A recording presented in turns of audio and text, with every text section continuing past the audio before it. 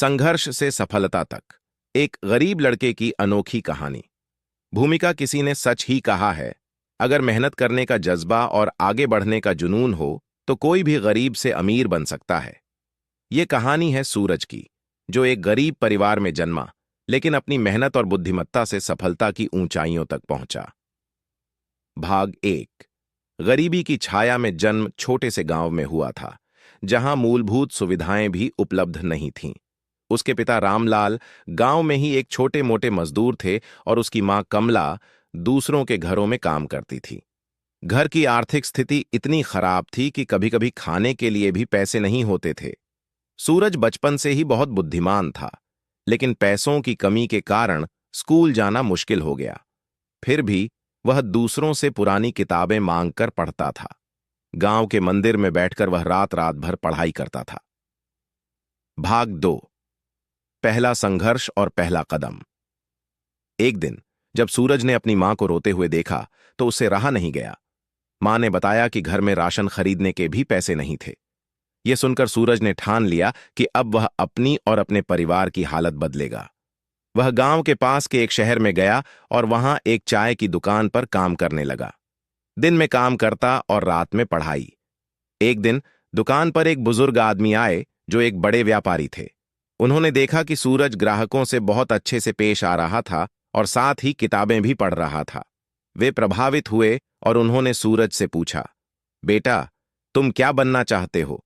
सूरज ने बिना हिचकिचाहट के कहा, मैं बड़ा आदमी बनना चाहता हूं, जिससे मेरी मां को कभी रोना ना पड़े। यह सुनकर व्यापारी ने उसे सलाह दी, अगर तुम सच्चे मन से मेहनत करोगे और स्मार्ट तरीके से काम करोगे तो कोई तुम्हें अमीर बनने से नहीं रोक सकता। भाग 3।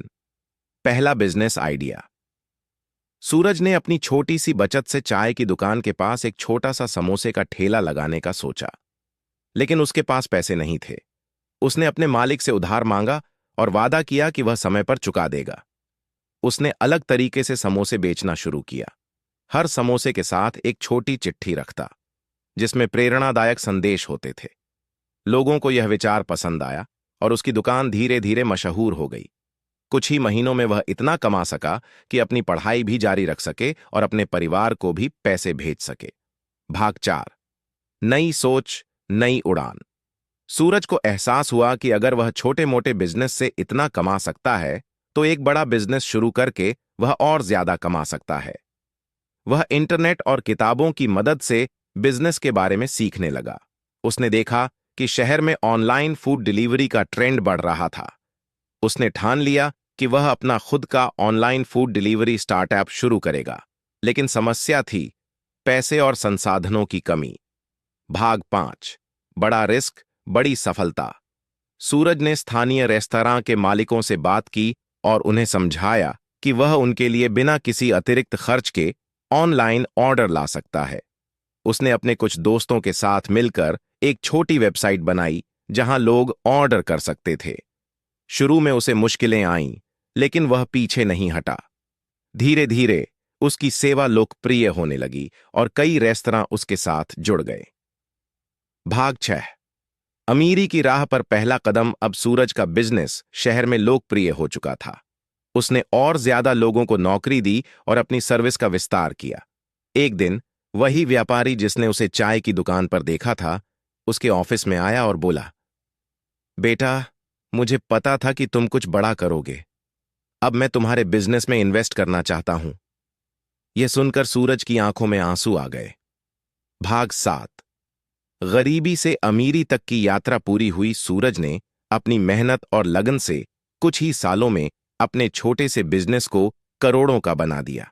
उसने अपने माता पिता के लिए एक सुंदर घर खरीदा और गांव में एक स्कूल भी खोला, जहां गरीब बच्चों को मुफ्त शिक्षा दी जाती थी।